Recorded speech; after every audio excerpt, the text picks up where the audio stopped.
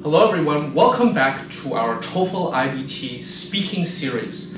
In this video, we'll be talking about some general advice for preparing for the TOEFL iBT. So let's get started.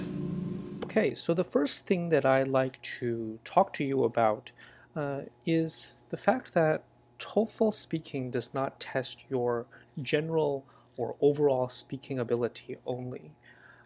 This is of course very important, but it tests your preparation above everything else. It tests how well you prepare for the test. And so even if you feel that your day-to-day English conversation skills are not that good, you can definitely improve with practice. On the other hand, you also still have to practice for the test specifically, even if you feel like you have good conversation skills, because it requires a different skill set. Okay, so also remember you are graded by how you compare with other non-native speakers. You don't have to sound like a native speaker to do very well on the TOEFL iBT speaking. So remember these two things. Okay. Some other general things. The ETS, in the officially released document, the ETS tells us that it grades the speaking on 4 criteria: general description, delivery, language use, and topic development. Now these are somewhat overlapping, but I'll talk about each of these as they are described in the criteria rubric, and we'll talk a little bit about how you can improve each of these aspects. And there are a few things that some people feel are difficult to practice, but they all matter. Pronunciation matters, your accuracy matters, your clarity, coherence, and fluency. In other words, your grammar counts, and the way you pronounce words, the intonation, etc. These things count in the TOEFL iBT, not necessarily more than the content, but if this is something that you are worried about, you really should practice. Okay, so the general description, there are a few aspects. First of all, remember that when you answer the question, it has to be topic appropriate. In other words, you can't go off topic. This is, of course, very natural, but you'd be surprised. Very often students misunderstand the question, or they forget that they need to provide their own opinion, or they miss a certain part of the information. It has to be topic appropriate. Second, it has to be intelligible. And so you should aim to speak clearly, cohesively, coherently. It has to be coherent, which means there needs to be some development. You can't jump around. There has to be structure. And finally, you have to use diverse expressions. You shouldn't repeat the same structures over and over again. There should be some range in the way you frame your answer. What about delivery? Well, the ETS says that your delivery has to be clear. And what that means is your pronunciation, intonation, enunciation, these things have to be clear. It also means that you should be fluent. There should be some fluency. And what that means is you shouldn't stop repeatedly. You shouldn't repeat very often. The first sentence should flow into the next sentence. You can have some minor pauses here and there, of course, but overall it has to be fluid. And it has to be sustained. And so you can't talk just for a few seconds and then stop. It has to be a sustained flow of language. And remember that pacing does not interfere with intelligibility. You should make sure that your pacing is not too fast or too slow for your listener to follow. In terms of language use, remember that the examiners are looking for both simple and complex structures. So it is a good idea to practice some more complex structures. Effective word choice, and so make sure that you know how to use words appropriately. that you can use the right word at the right time. Remember also that there are often phrasal verbs or idioms that get misused very often. Make sure that you know these correctly. In terms of topic development, this specifically speaks to progression. So make sure that it starts with the main idea, the details that follow are appropriate. Make sure that you don't miss any of the key ideas when you are summarizing, and make sure that your conclusion, your main points are very clear. Now, I realize that these things have overlap, but it's good to think about the way your responses will be graded.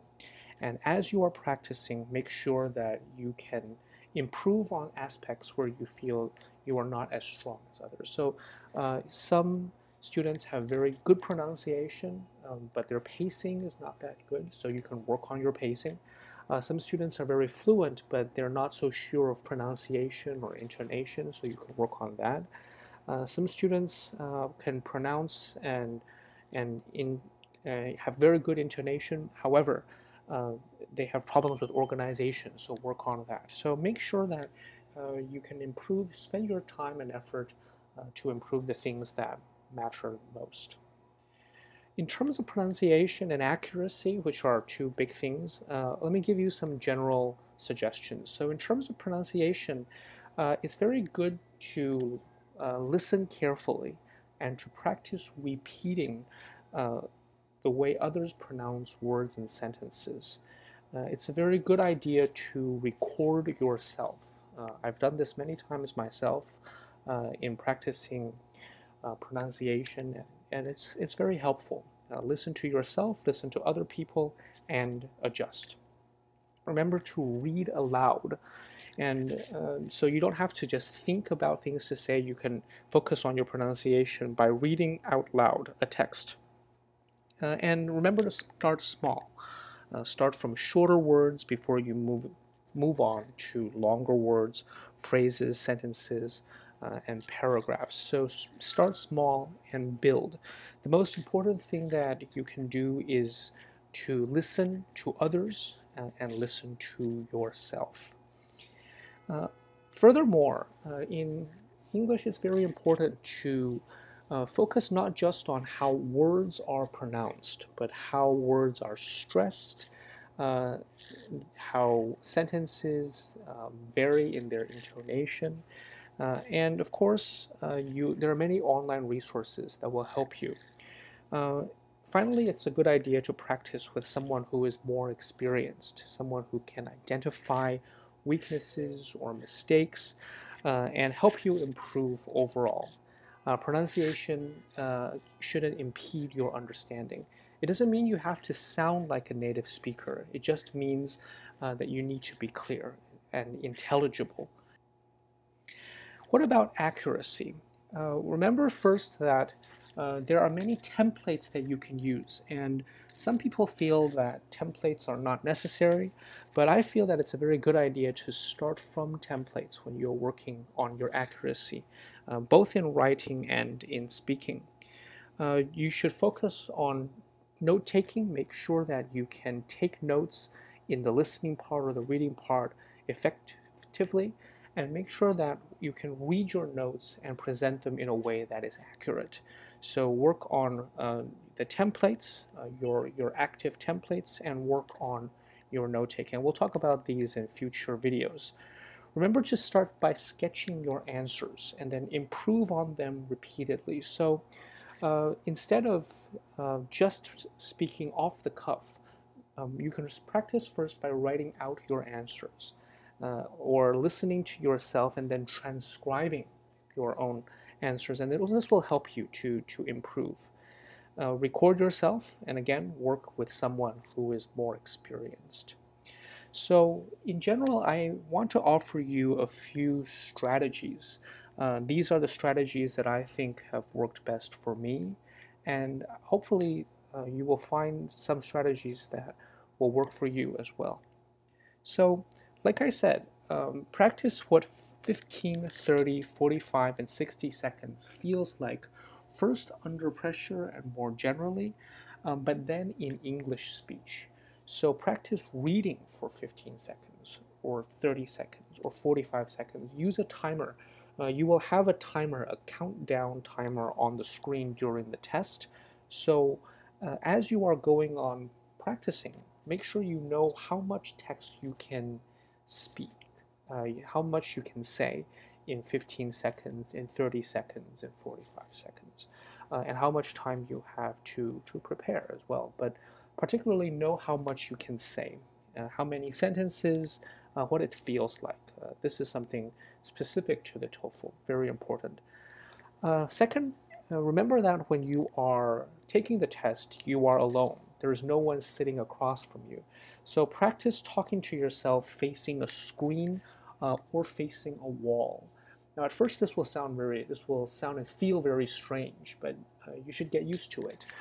Practice being in front of a wall with only your notes, a screen, and your thoughts. So this is a good way to get into the mode of what the test-taking situation feels like. And practice speaking with lots of distractions, because remember, when you are taking the test, there will be other people around you. They will be talking, some of them talk very loudly, some of them even shout a bit, I think, in my experience. So practice speaking with lots of distractions around you. Play loud music in your room, or use headphones to play a news broadcast in English, something that is meant to distract you, and practice staying focused and staying on task, even when there is a lot of English going around, when there's loud noise going around. It is also a very good idea to remember to review the same questions and topics and materials repeatedly. The way culture is built, the way our testing culture is built here in Taiwan, I don't think we repeat a lot of questions over and over again. But when it comes to speaking and writing, it's a very good idea to focus on the same questions, the same topics, and the same materials at least a few times. So personally, I practiced about 4 to 5 times before moving on to the next question. You can build. So maybe on day 1, you practice the first question. You repeat it on day 3. You can do a second topic in between, but give yourself some spacing out and some practice to review. And actively reflect on your own progress. What that means is you should really compare your first attempt with your second attempt and your third attempt, and reflect on how you have improved. Reflect on how you have developed and how good you are doing. Also, of course, if you feel like you are not improving as much as you want to, you can reflect on why that is and make some adjustments. I suggest practicing at least once every other day. Don't go more than 3 days without practicing. And practice about 20 to 30 minutes every day. It doesn't have to be a long time. It's very tiring, actually. It's quite exhausting practicing speaking. So 20 to 30 minutes every day, at least once every other day. Last, don't forget to practice self-care and self-compassion. Remember that when you are preparing for the TOEFL, it's very stressful, and show yourself some compassion and self-care. Don't overwork yourself to the point where you become too anxious or too depressed. Remember to be good to yourself. Okay, thank you all very much. See you in part 4. Thank you all very much for watching this video. I hope by now you have some general ideas about what you can do in your daily life to enhance your speaking abilities. In the next video, we will focus specifically on the 2 independent tasks of the TOEFL iBT speaking section. So stay tuned.